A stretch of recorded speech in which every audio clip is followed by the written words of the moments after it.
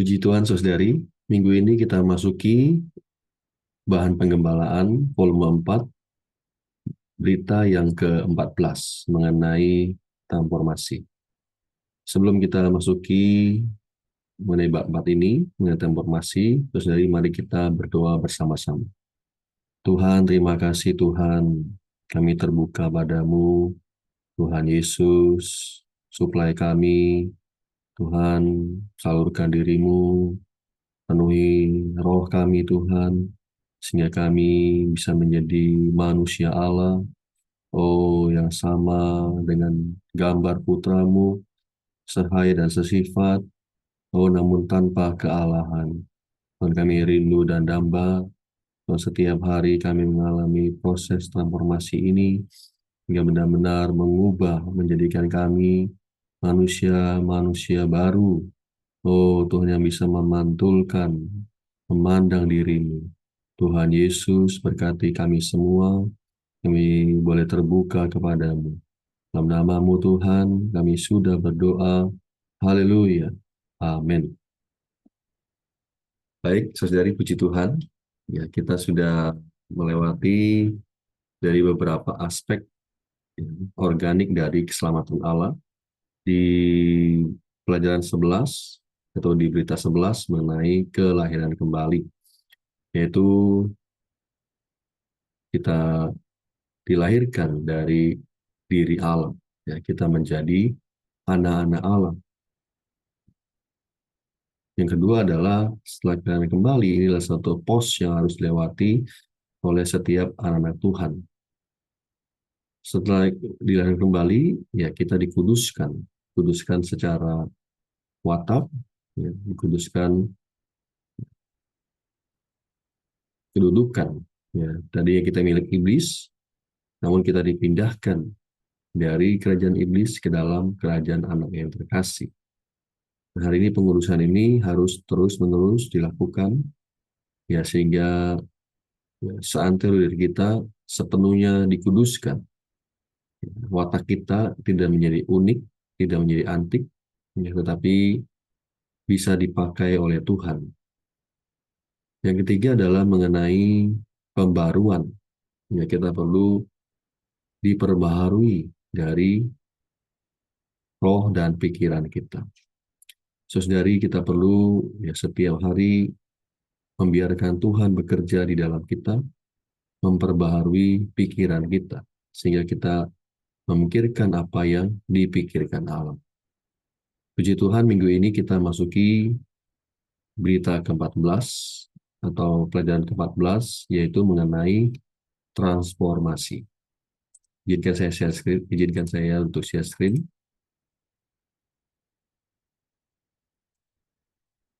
Ya, puji Tuhan, mengenai transformasi. Saudari, mari kita baca bersama-sama dalam 2 Korintus pasal 3 ayat 16 sampai 18. Tetapi apabila hati seseorang berbalik kepada Tuhan, maka seluruh itu diambil daripadanya. Sebab Tuhan adalah roh, dan di mana ada roh Tuhan, di situ ada kemerdekaan. Dan kita semua mencerminkan kemuliaan Tuhan dengan muka yang tidak berselubung. Dan karena kemuliaan itu datangnya dari Tuhan yang adalah roh, maka kita sedang diubah menjadi serupa dengan gambarnya dalam kemuliaan yang semakin besar. Puji Tuhan, yang hal yang pertama yang perlu kita kerjakan adalah kita perlu hati kita berbalik kepada Tuhan. Yesus dari membiarkan hati kita tertuju kepada diri Tuhan. Sehingga seluruh itu ya dapat diambil daripada kita. Kita memandang Tuhan, kita melihat Tuhan, kita mendapatkan Tuhan, terus dari ya sehingga kita menjadi orang yang bisa mencerminkan kemuliaan Tuhan dengan muka yang tidak berselubung. Bahkan ya sampai satu titik kita menjadi serupa dengan gambar putranya.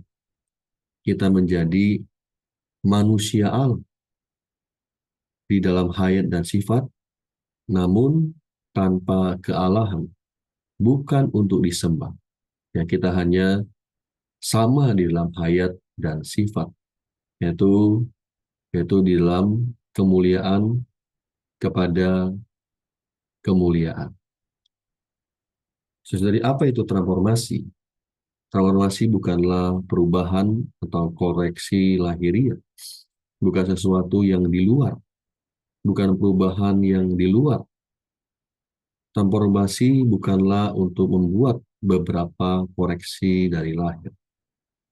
Saudari, tetapi transformasi adalah fungsi metabolik hayat Allah dari batin dan dimanifestasikan dari lahir.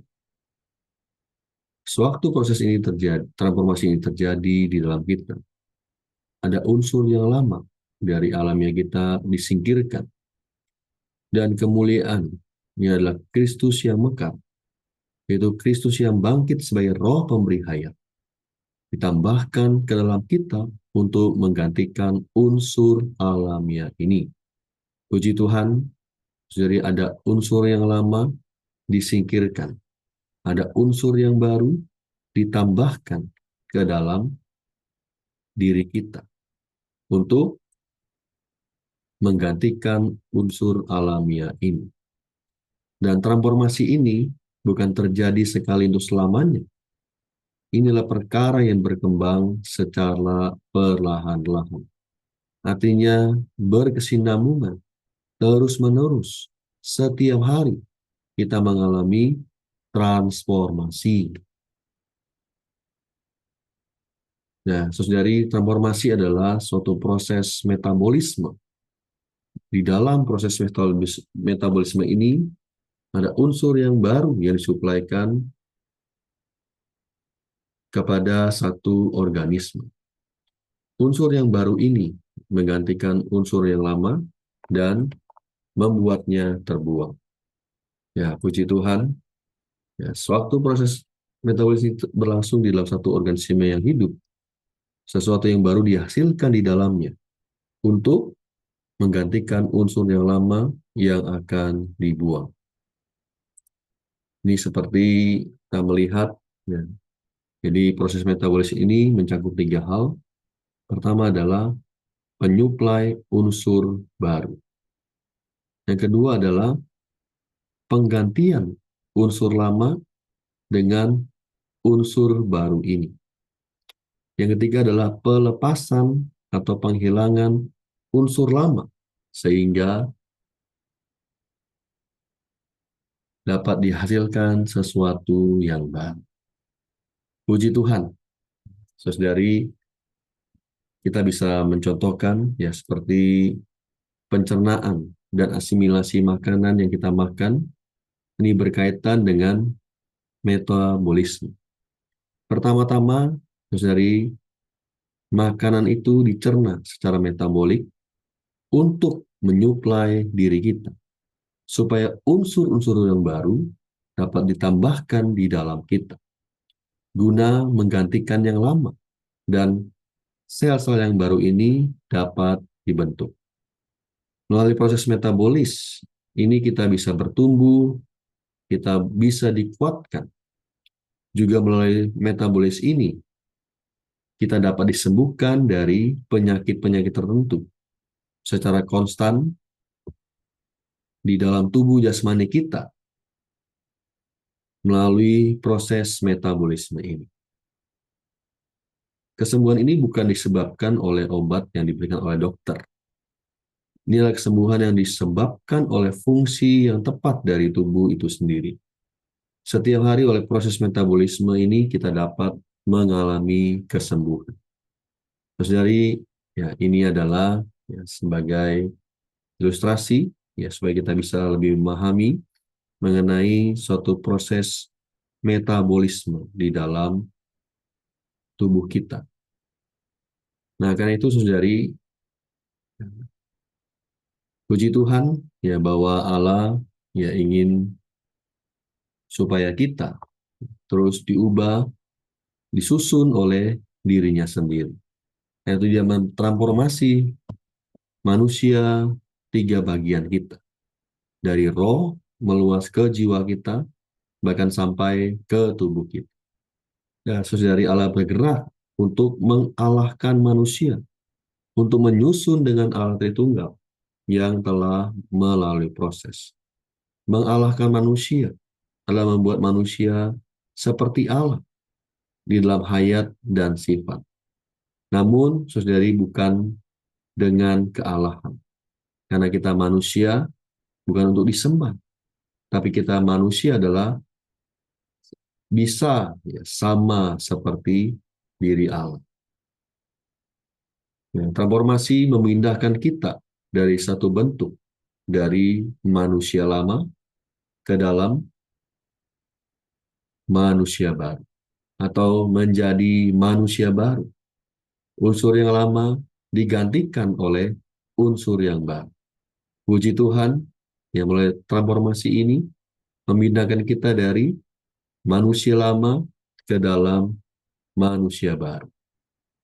Transformasi ini dilaksanakan di dalam kita sewaktu kita mengalami pendisiplinan Roh Kudus. Nah, Roh ini bekerja di dalam kita.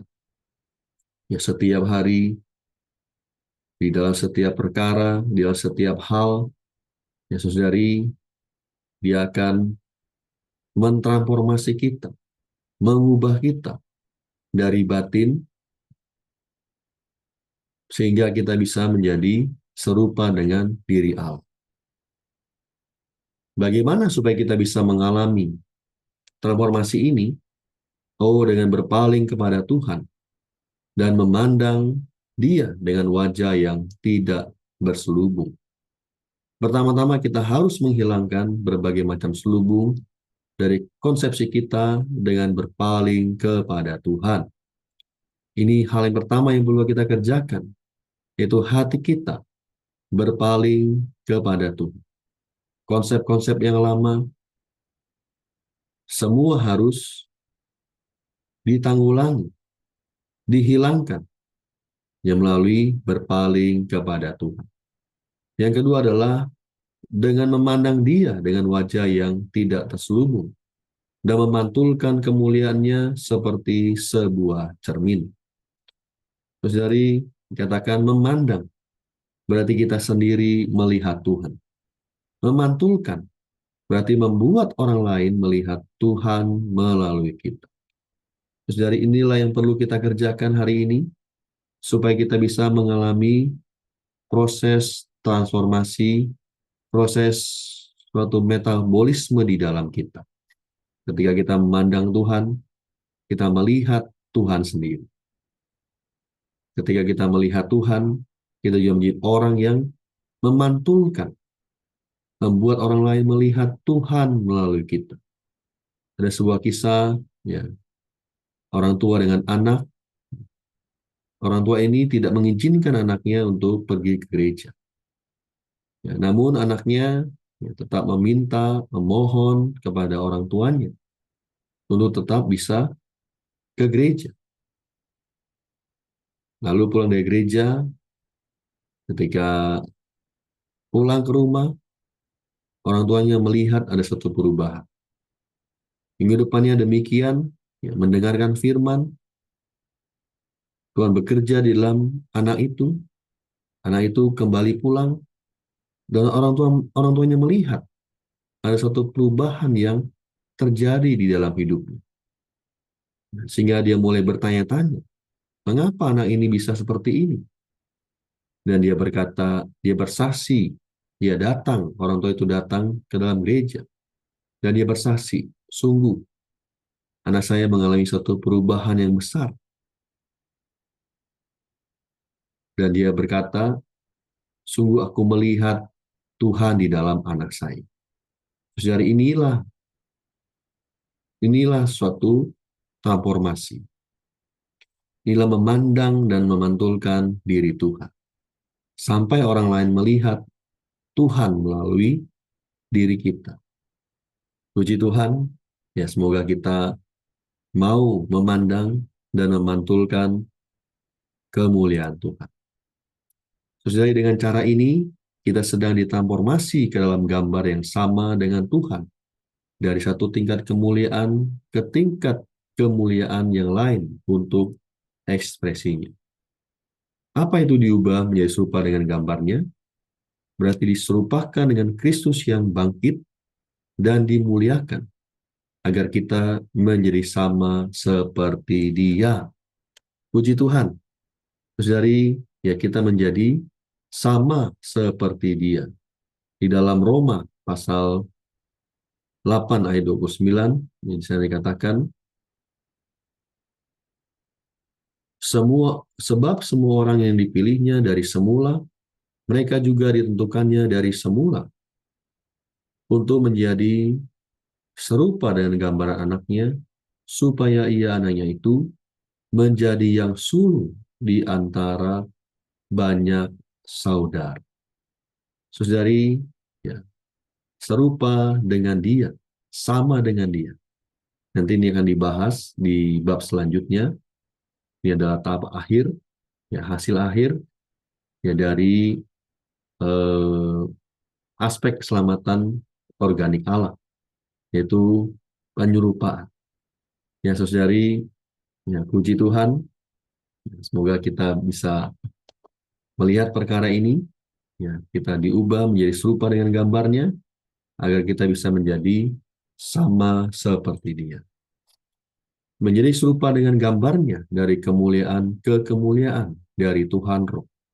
Kita sedang ditransformasi dari kemuliaan ke kemuliaan, yaitu dari satu tingkat kemuliaan kepada tingkat kemuliaan yang lain.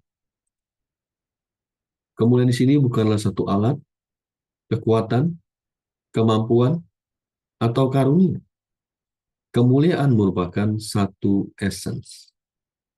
Ini menunjukkan proses yang terus maju dalam kebangkitan dalam hayat. Puji Tuhan, saudari, ya kiranya kita mendambakan ya, setiap hari kita mengalami transformasi dari batin kita, sehingga akhirnya kita menjadi serupa dengan gambar putranya. Ya, bahkan sampai ke dalam satu tahap, ya, kita menampilkan, mengekspresikan, mencapai satu kemuliaan ya, kepada kemuliaan. Dari tingkat kemuliaan pada tingkat kemuliaan yang lebih tinggi. Puji Tuhan, saudari, semoga kita bisa mengalami proses transformasi ini di dalam kehidupan kita. Puji Tuhan, saya sampai di sini. Tuhan Yesus memberkati. Amin.